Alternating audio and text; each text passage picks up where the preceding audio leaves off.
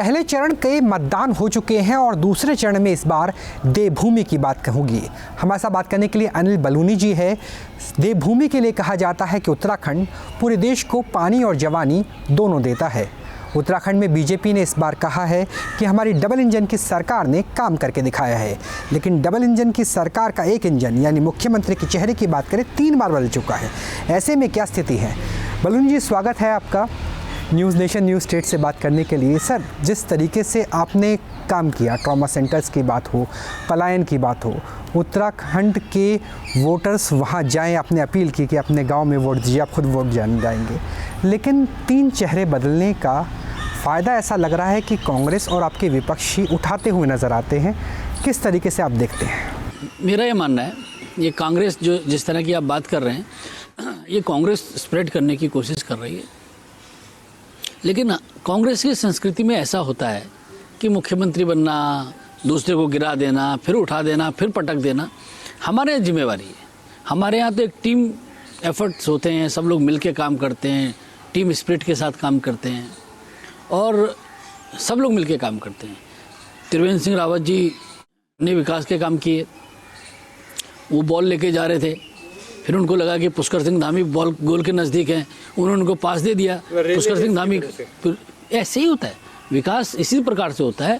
और हमारी जो तीनों मुख्यमंत्री रहे, तीनों ने अच्छा काम किया। और आप देखिए, सबसे बड़ी बात क्या है कि पुष्कर सिंह धामी मुख्यमंत्री हैं और त्रिवेंद्र सिंह रावत जी भी काम कर रहे हैं, पूरे चुनाव में घूम रहे हैं, उनकी उपलब्धियां गिरा रहे हैं। तीरथ सिंह जी भी घुमा रहे हैं, सारा लगे हुए हैं, सब के सब उनको मदद कर रहे हैं। और कांग्रेस में क्या होता है, आपने देखा ना पंजाब में क्या हाल हो गया, सर फुटबॉल हो गई। तो इसलिए हमारे यहाँ जिम्मेवारी है, उनके यहाँ पद है। उत्तराखंड में भी देखा था सर, मार्च 2016 में किस तरह से कांग्रेस वर्टिकल डिवाइड हो गई थी, लेकिन अब बहुत से साथी ऐसे रहे जो कांग्रेस छोड़कर आए, वापस कांग्रेस में चले गए। चाहे यशपाल आर्या हो, हरक सिंह रावत हो, देखते हैं कि कुछ डेंट करेगा इस तरीके से स्थिति बनने? नहीं, देखिए वो गए, अपनी मर्जी से गए। अब वो आए थे तो उनको लगा होगा कि जैसे कांग्रेस में होता है वैसा यहाँ होता है, यहाँ पर भी कुछ आएंगे, कुछ काम करेंगे, कुछ सत्ता की हनक दिखाएंगे, जो करना है वो करेंगे। उनको पता लगा कि भाई यहाँ बीजेपी में तो कुछ होता ही नहीं है, यहाँ तो मेहनत करनी पड़ती है, परिश्रम करना पड़ता है। सुबह सुबह मुख्यमंत्री जी का फ़ोन आ जाता है कि भाई क्या काम किया, क्या नहीं किया, रोज़ पूछते हैं। और सब कमीशन खोरी बंद हो गई, सब बंद हो गया। तो उनको लगा कि ये कैसी राजनीति कर रहे हैं, उन्होंने लगा वापस चलो अपने तरफ।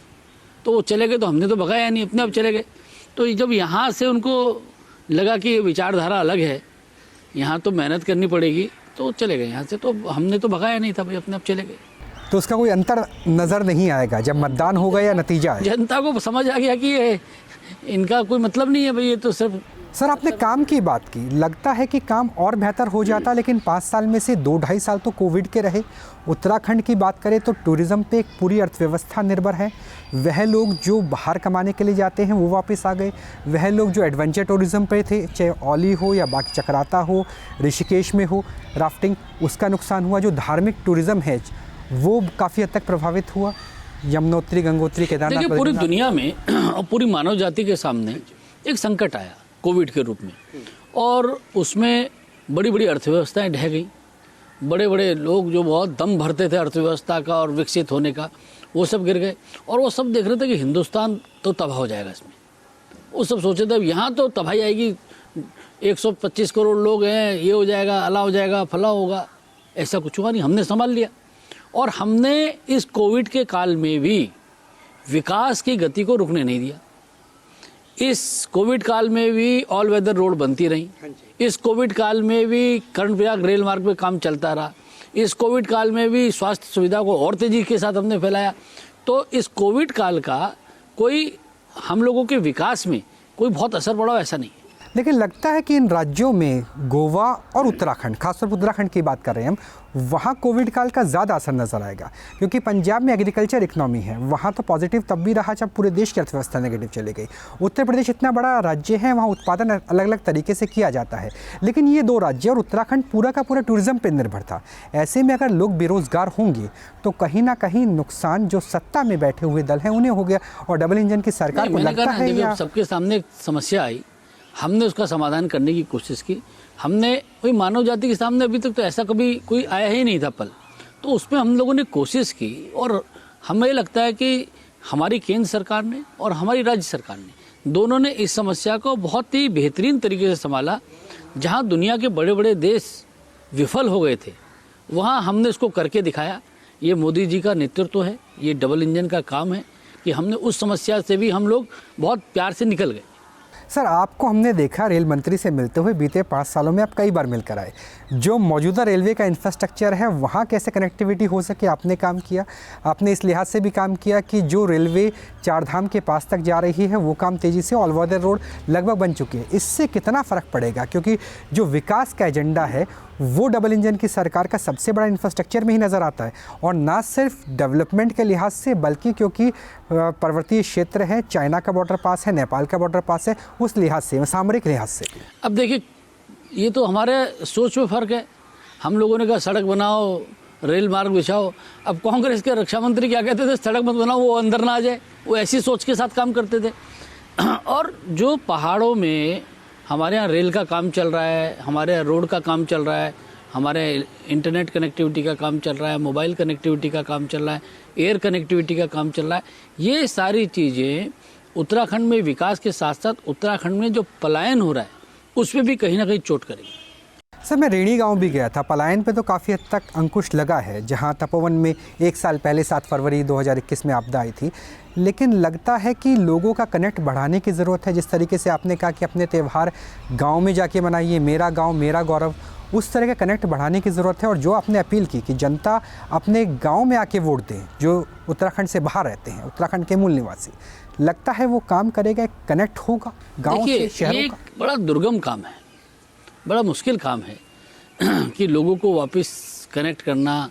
जो हमारे गांव हैं वो भूता हो रहे हैं, जो पगडंडियों में हमारे पुरखे चले हैं वो सब अब बंजर हो गई हैं, तो इसको वापस जोड़ के रखना ये एक दुर्गम बहुत मुश्किल काम है।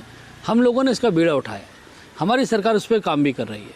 हमने एक पलायन आयोग भी बनाया है और उस पर सब पे हम लोग मिलकर काम कर रहे हैं। तो मुझे लगता है कि कहीं ना कहीं मुश्किल ज़रूर है, लेकिन इस पर मेहनत करके इसको हम चाहेंगे कि इसको पूरा करके रहें। मतलब चाहे वो इंटरनेट की कनेक्टिविटी के लिहाज से हो, जो सीमावर्ती गांव है वो खाली ना हो, इस लिहाज से हो। लेकिन सर, अगर विकास से इतर बात करें, जिस तरीके से अमित शाह गए थे उत्तराखंड, उन्होंने कहा रोहिंग्याओं को कांग्रेस सरकार में बसाने की कोशिश की गई। बांग्लादेशियों के साथ भी यही कोशिश हुई, आपके कई नेता ऐसे बयान दे चुके हैं। ऐसे में डेमोग्राफिक चेंज उत्तराखंड में अगर असम से भी कई बार तुलना की जाती है, कितनी बड़ी चुनौती आप देखते हैं? असम से तुलना नहीं की जाती है। 2011 का जो सेंसस है उसका उल्लेख किया जाता है, उसमें उत्तराखंड नंबर 2 पे शायद है, जिस पर कि डेमोग्राफिकल चेंज उत्तराखंड में नंबर 2 पे है। तो अगर देवभूमि में ऐसे समय आता है, देवभूमि में ऐसे विषय आते हैं, देवभूमि में अगर जुम्मे की छुट्टी की बात कोई करने लग जाता है, देवभूमि में मुस्लिम यूनिवर्सिटी की बात करने लग जाता है, देवभूमि में मुख्यमंत्री केवल एक ही धर्म स्थान पे जाए, हरिद्वार में हरीश रावत जी एक ही जगह जाते थे, तो ये तो चर्चा आएगी ना, फिर ये विषय तो आएगा ही ना। फिर आप बताइए, हम तो कभी इन विषयों पर डेमोग्राफिक चेंज का देश की सुरक्षा से खिलवाड़ है सर, अगर उत्तराखंड में ये होता है, क्योंकि एक तरफ काला पानी विवाद नेपाल के साथ चल रहा है, पूरी LAC है चाइना के साथ। देखिए, क्या है कि सत्ता में रहने के लिए कुछ ना कुछ काम करते रहना है, इस तरह की बातें करते रहने इन लोगों ने, ये इस तरह ही भड़काते रहते हैं। आप बताइए, हमारे ऊपर आरोप लगाया जाता है कि हम मुस्लिम यूनिवर्सिटी की बात क्यों लेकर आ रहे। हमने मुस्लिम यूनिवर्सिटी की बात की, हमने जुम्मे की छुट्टी की बात की, आपने कॉमन सिविल कोड की बात की। कॉमन सिविल कोड की बात तो करनी पड़ेगी जब ये सारे विषय आएंगे। आप बताइए, ओवैसी साहब कह रहे हैं कि बीजेपी में हलचल है, हार का डर है, इसलिए कॉमन सिविल कोड की बात की जा रही है। कि हर सवाल का जवाब नहीं देना है। आप ये बताइए कि जिन्ना की बात कौन करता है? क्या कभी हम करते हैं? क्या सैफरन टेररिज्म, भगवा आतंकवाद की बात हम करते हैं? क्या पाकिस्तान की बात हम लोग करते हैं? क्या जिन्ना की बात हम लोग करते हैं? क्या दिग्विजय सिंह पाकिस्तान की भूरी भूरी प्रशंसा नहीं करते हैं? क्या मणिशंकर अय्यर नहीं करते हैं? क्या शशि थरूर नहीं करते हैं? तमाम फहरिस्त है लंबी। हम थोड़ी उम्मीदवार भी कहते हैं कि अगर हम बीजेपी के उम्मीदवार हार गए तो जश्न पाकिस्तान में मनाया जाएगा। नहीं, मैं इसलिए इन्हीं की बातों पर यही लोग एजेंडा सेट करते हैं ऐसा, यही लोग इस तरह की बातें करते हैं। हमारे लोग नहीं करते हैं ऐसी बातें। हमारा काम गरीब कल्याण का है, हमारा काम देश के गरीब लोगों तक राशन पहुंचाना है, हमारा काम गरीब लोगों को और देश के प्रत्येक व्यक्ति को, आज दुनिया की बड़ी बड़ी विकसित अर्थव्यवस्था बताओ कहाँ फ्री वैक्सीन लग रही है? हिंदुस्तान में लग रही है ना फ्री वैक्सीन सब लोगों को। मतलब आप सोचिए 150 करोड़ वैक्सीन लग जाना छोटी बात होती है क्या? हमारा ये काम है, हमारा काम है गरीबों को किसी तरह से राहत मिले। सर, कांग्रेस कितनी बड़ी चुनौती है और क्या इस बार आम आदमी पार्टी भी एक चुनौती हो सकती है? क्योंकि कर्नल साहब पूर्व आज मैं आपके चैनल पे बोल के जा रहा हूँ, आप जरूर 10 तारीख को इसको चलाइएगा। कर्नल साहब अगर अपनी जमानत बचा लेंगे तो ये उपलब्धि होगी उनके लिए।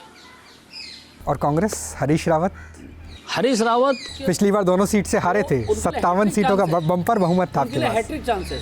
मैं बता रहा हूँ, आप लाल कुआं पता कर लीजिए, मैं तो हल्द्वानी में रहता हूँ, वो फंस गए हैं बुरी तरीके से और वो हैट्रिक चांस पे है। और ये बहुत गजब के मुख्यमंत्री होंगे जो 2 चुनाव में तीसरी बार हारेंगे। तो ये आपका भविष्यवाणी है, ये आप भविष्यवाणी ऑन रिकॉर्ड न्यूज़ तीसरी बार हारने का आप कह रहे हैं कि तीन हैट्रिक बनेगी, हार की हैट्रिक बनेगी। हाँ, वो ऑन ए हैट्रिक है और ये मेरे को लगता है देखना पड़ेगा, गिनीज बुक में भी उनका नाम आ सकता है। ये 2 चुनाव में मुख्यमंत्री के प्रत्याशी रहते हुए। सर, लेकिन अभी तक परिपाटी ये रही है कि सरकारें रिपीट नहीं होती। एनडी तिवारी जी को छोड़ के किसी ने मुख्यमंत्री 5 साल नहीं रहे। कांग्रेस बीजेपी की सरकार 5 साल के बाद रिपीट नहीं हुई। इस बार कैसे आपको लगता है कि आपकी रिपोर्ट कार्ड में दम है? ऐसा मोदी जी की सरकार, मोदी जी का नेतृत्व इन मिथों को तोड़ने के लिए ही है। वो सारे इस तरह के जो चीज़ें होती हैं, एंटी इनकम्बेंसी के बाद जब से मोदी जाए प्रो इनकम्बेंसी की बात शुरू हो गई। अब एंटी इनकम्बेंसी के बाद अब लोग प्रो इनकम्बेंसी, हमने अब तो सत्ता पक्ष कहता है कानून व्यवस्था बेहतर है, क्योंकि इससे पहले यूपी चुनाव में तो विपक्ष कहता था कि कानून व्यवस्था की खस्ता हाल है। इस बार सत्ता पक्ष ने मुद्दा बना दिया योगी सरकार में। क्योंकि हमारी सरकार तो मेहनत और परिश्रम की पराकाष्ठा करने वाली सरकार है, ये तो मेहनत पसीना निकालने वाली सरकार है। सर, लेकिन आप एम्स ऋषिकेश के मेंबर रहे। हम 15 दिन के आसपास उत्तराखंड में घूमे और पहाड़ी इलाकों में एक बड़ी समस्या है कि या तो डॉक्टर्स नहीं मिलते, डॉक्टर्स मिलते हैं तो रेफ़र कर देते हैं, कोई श्रीनगर भेज दो, कोई देहरादून भेज दो, कोई कहीं और भेज दो। एक ये बड़ी समस्या आपको नज़र आती है कि अभी भी उत्तराखंड राज्य बनने के 20 साल बाद भी एक बड़ी समस्या है? नहीं, देखिए, एक बात ज़रूर है कि उत्तराखंड का जिस तरह का भौगोलिक परिस्थितियाँ हैं वह बड़ी कठिन परिस्थिति है और वहाँ पर डॉक्टरों को ले जाना, वहाँ अस्पताल बनाना, ये सब एक दुर्गम काम है। लेकिन एम्स का हुआ, आप बताइए, एम्स बन गया, ऋषिकेश एम्स में 800 डॉक्टर हैं। आज उत्तराखंड के लोगों को उसका, आप तो पहले कह रहे थे कि जब दिल्ली में सेकंड वेव आया तो दिल्ली वाले भी वहाँ जाके इलाज करा रहे थे। देखिए ना, आप तमाम मुजफ्फरनगर, मेरठ के लोग वहाँ एडमिट हुए और हमने उत्तराखंड जैसे, उत्तराखंड तुलनात्मक रूप से छोटा राज्य है, वहाँ पर 2 एम्स खोल दे, दूसरा एम्स का शिला पूजन हो गया। तो आखिर इस तेजी के साथ हम लोग गंभीर है, तभी तो काम हो पा रहा है। तो सर, आप किस तरीके से कितनी सीटें मानते हैं कि पिछली बार वाला रिकॉर्ड कायम हो सकता है? देखिए, हम तो आगे बढ़ना चाहते हैं, प्रत्येक व्यक्ति अपने पुराने रिकॉर्ड को और सुधारना चाहता है। हमारी 57 सीटें, हम क्यों चाहेंगे कि हम 56 सीटें जीते? हम तो पहले से बढ़ना ही चाहेंगे ना। तो हमारा लक्ष्य है कि हम पहले से अच्छा रिजल्ट लाएं, पहले से अच्छा, उसके लिए पूरा प्रयास कर रहे हैं, मेहनत कर रहे हैं, पसीना बहा रहे हैं, पूरी ताकत लगाई हुई। लेकिन बलूनी जी, जो भविष्य की योजनाएं हैं, कॉमन सिविल कोड की बात हो या फिर ड्रेस, जिस तरीके से हिजाब वाला मामला पूरे देश में चल रहा है, उसे लागू किया जाए, लगता है कि विकास के साथ साथ ध्रुवीकरण पे भी जोर? नहीं, ध्रुवीकरण हम नहीं करते, ध्रुवीकरण बाकी लोग करते हैं। हमारा ध्रुवीकरण विकास के साथ है, हम विकास के आसपास ध्रुवीकरण करते हैं। तो ऐसा जवाब नज़र नहीं आता सर कि हरीश रावत ने कहा कि हम मुस्लिम यूनिवर्सिटी बनाएंगे और आपके मुख्यमंत्री ने कहा कि नहीं, हम कॉमन सिविल कोड लाएंगे? अच्छा, एक चीज़ है, अगर आप अपने एक बिल्कुल न्यूट्रल होकर सोचिए कि मुस्लिम यूनिवर्सिटी बनाना ठीक है कि सबके लिए कानून होना ठीक है, भाई ऐसा नहीं कर सकते ना। आप वहाँ बोलेंगे कि मुस्लिम, अरे यूनिवर्सिटी भी कभी ऐसा होता है क्या? सबके लिए होना चाहिए, सबके लिए, सबका साथ सबका विकास होना चाहिए, प्रत्येक व्यक्ति उसमें जाए, ये क्या होता है? और देवभूमि में वो भी, आप किसको चुराना चाहते हैं? देवभूमि के लोगों को। क्यों देवभूमि के लोगों को कचोटना चाहते हो? क्यों देवभूमि के लोगों को आप पिंच कर रहे हो जाके कि भाई यहाँ मुस्लिम चिल्ला रहे हो? और उसी का हुआ, मैंने जो कहा ना, हैट्रिक चांस, वो इसीलिए है हैट्रिक चांस। मतलब हरीश रावत अपनी कबर खोद रहे हैं, आप ये सीधा आरोप लगा रहे हैं? हाँ, बता रहे, हरीश रावत, कांग्रेस, दोनों मिलकर एक दूसरे की कवर खोदे, क्या करेंगे मुझे पता नहीं, मैं नहीं। कांग्रेस के अंदर भी भीतर घात देखते हैं आप? प्रीतम सिंह, हरीश रावत, अब तो इंदिरा जी रही नहीं, वरना पहले 3 खेमे नजर आते थे। देखिए, वहाँ प्रत्येक व्यक्ति एक खेमा है, वहाँ टीम स्पिरिट नहीं है, वहाँ ये सोच नहीं है कि हम लोगों के कल्याण के लिए काम करें, वहाँ स्वयं के कल्याण के लिए काम होता है। हमारे यहाँ हमारा लक्ष्य है, हमारे यहाँ आदमी बदल सकता है लेकिन लक्ष्य नहीं बदलता है। हमारे यहाँ गरीब कल्याण करना ही हमारा लक्ष्य है। जो मोदी जी ने हमको मंत्र दिया, हम उस मंत्र पे चल रहे हैं। सर, पहले चरण के चुनाव हो चुके हैं, ऐसे में आप क्या देखते हैं कि पहले चरण में कुछ मोमेंटम सेट हुआ है? क्योंकि अखिलेश यादव तो कह रहे हैं, जयंत चौधरी तो कह रहे हैं कि मोमेंटम खराब हो चुका है। इसका असर पंजाब में भी नजर आएगा, इसका असर उत्तराखंड में भी नजर आएगा। अगर पश्चिम उत्तर प्रदेश की बात करें, समस्या क्या कि अखिलेश जी और सब लोग का शब्द भी नहीं है, ये आप लोगों को मीडिया के शब्द लेते हैं। मोमेंटम,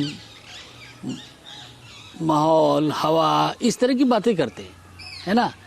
ये सब आप लोगों से सब सुन लेते हैं, उसको करते रहते हैं। मोमेंटम तो पद बन गया अब यूपी में, देखो ना, आप पता कीजिए। अभी तो आगे आपका एग्जिट पोल आया होगा, आप देखिएगा उसका जरूर कि क्या हालत है। पर एग्जिट पोल में तो सीटें घटती हुई नजर आ रही है सर, मतलब नहीं भाई, आपने कोई गलत एग्जिट पोल देख लिया होगा, फिर गलत साबित हो जाएगा। हमारे पिछले 17 से तुलना कर रहा हूँ। नहीं, देखिए उत्तर प्रदेश में आप देखिएगा जिस तरह से जनता ने तय किया है। मैंने बहुत जम के मैं घूमा हूँ पश्चिमी उत्तर प्रदेश में, और हम तो उत्तराखंड के होने के नाते एक पश्चिमी उत्तर प्रदेश से हम लोगों का नाता रहता है। हमारा तो आना जाना वहीं से, रोज चाय पीना, खाना खाना पश्चिमी उत्तर प्रदेश में होता हमारा। तो हमको तो नहीं लगता कि उत्तर प्रदेश में। मेरे को तो जितने भी मेरे मित्र जाट हैं वह सब कहते हैं मोदी जी को वोट देना है। मेरे को तो कोई एक आदमी नहीं मिला जो कह रहा हो कि अखिलेश को या समाजवादी पार्टी को वोट देना है। कभी भी पश्चिम उत्तर प्रदेश के लोगों का तो रास्ता ही नहीं रहा है समाजवादी पार्टी के साथ। अच्छा, पश्चिम उत्तर प्रदेश में सर ओबीसी फैक्टर कितना काम करता है? ओबीसी के ऊपर हमला हो जाता है। आज ओबीसी कहते हैं कि किसी हिजाब वाला ही कोई प्रधानमंत्री कभी बन के दिखाएंगी। किस तरीके से आप देखते हैं? क्योंकि कभी ये कहा जाता है कि आपकी टीम से खेल रहे हैं, कभी कहते हैं उनकी टीम से खेल रहे हैं, लेकिन हर जगह खेल खराब करने तो पहुँचते हैं, चाहे वो बिहार हो, बंगाल हो या उत्तर प्रदेश हो। हमारा एक ही खेल है, हम ये सब खेलने में पड़ते ही नहीं। और इसी कारण आज हम इतने लंबे समय से हिंदुस्तान के अंदर, देश के अंदर सरकार चला रहे हैं, सबसे बड़े विश्व की सबसे बड़ी पार्टी बन गई, क्योंकि हमारा केंद्र केवल ही गरीब कल्याण है। हमारा केंद्र ही लोगों की मदद करना है। हमारा केंद्र ही एक विकसित राष्ट्र बनाना है, इस हिंदुस्तान को विश्व गुरु बनाना है। सर, एक बार अगर पंजाब की बात कर ले, पंजाब में हमेशा स्मॉल पार्टनर थे, जैसे पहले महाराष्ट्र में हुआ करते थे शिवसेना के साथ। इस बार लगता है कि इक्वेशन बदलेगी? देखिए, पंजाब में एक परिस्थिति पैदा हुई, आपको पता ही है सारा किस तरह की एक परिस्थिति वहाँ पैदा हुई। लेकिन मैं आपको एक बात कह के जा रहा हूँ, आप 10 मार्च को देखिएगा, भारतीय जनता पार्टी सबको सरप्राइज करेगी। हम तो कम सीटों पे लड़ते थे, इस बार हम लड़ लें प्रॉपरली। तो बलूनी जी ये कहना चाहते हैं कि पंजाब में जो सरकार बनेगी बीजेपी के बिना नहीं बन सकती। मैंने ये कहा है कि पंजाब के जब रिजल्ट आएंगे तो आप सब लोग सरप्राइज होंगे। सरप्राइज के मायने क्या है? सरप्राइज के मामले के हमारा वोट बहुत बड़े स्तर पे बढ़ेगा और बहुत ज़्यादा हमारा वोट में वृद्धि होने वाली है। और गोवा में? गोवा में तो हम सरकार बना ही रहे हैं, उसमें तो सारे आप लोगों के जो तमाम पोल पाल होते हैं वो भी सब बता ही रहे हैं कि हम लोग जीत रहे हैं। तो यानी आप ये मान के चल रहे हैं कि कम से कम 5 में से 3 राज्यों में आपकी सरकार बन रही है? नहीं, हम तो 5 में से 5, हम क्यों एक भी छोड़ेंगे? आखिर हम क्यों छोड़ेंगे? हम तो चाहेंगे कि हर राज्य में हमारी सरकार हो और हम देश का तेजी के साथ विकास करें।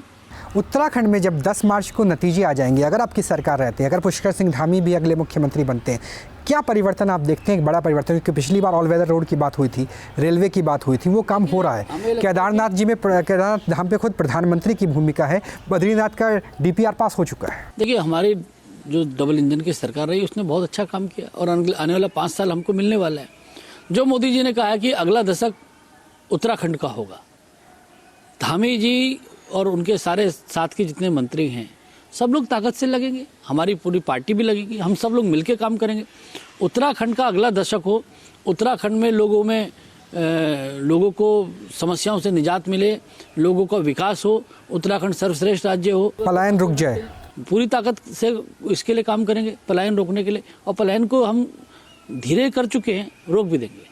एक आखिरी अपील जो न्यूज़ नेशन के जरिए आप जनता तक पहुंचा सके कि वोट कास्ट करने के लिए चाहे दुर्गम स्थान हो, लोग निकल कर आएँ, क्योंकि उत्तराखंड में बहुत सर्दी है, कई जगह अभी भी बर्फबारी हो रही है। देखिए, मैंने तो तय किया था कि मैं अपना वोट अपने गांव में बनाऊंगा। मेरे गांव में, जो मेरा पौड़ी ज़िले में मेरा गांव बड़ा दुर्गम गांव है, वहाँ केवल 25 वोट रह गए थे। मैंने मुहिम चलाई, आज 96 वोट मुझे बताया कि 96 वोट हो गए, मतलब उसको 4 गुना मेरे यहाँ वोट बढ़ गए हैं। मेरे लिए तो बड़ा संतोष का विषय है। मैंने कल भी अपने गांव के सब लोगों को कहा भी सब वोट डालने जाएंगे। आप जा रहे हैं? मैं खुद जा रहा हूं।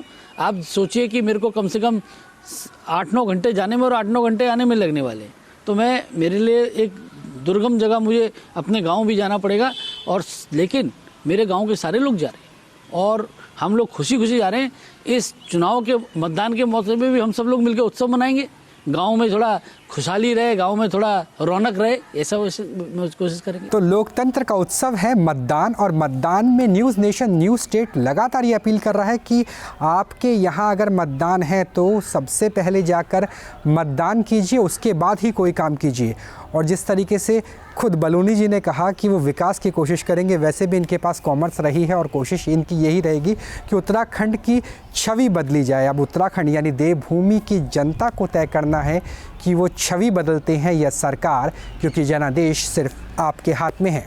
नमस्कार।